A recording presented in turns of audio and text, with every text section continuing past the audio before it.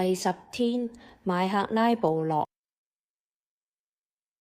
創天造地嘅主，智慧知識都屬乎你，語言同埋文字都為你所用，讓人與人之間可以交流，又使到我哋可以認識你嘅話，知曉你嘅心意。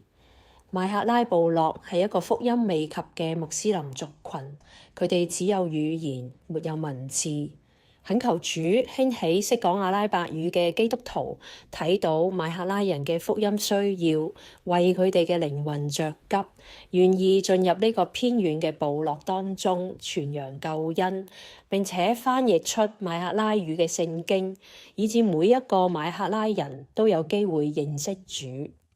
我哋又祈禱當中識講阿拉伯語嘅麥克拉人可以透過各樣嘅媒體、網絡資源聽聞耶穌，又願麥克拉人向正在門外叩門嘅耶穌打開心門，讓耶穌進到佢哋心裏坐席。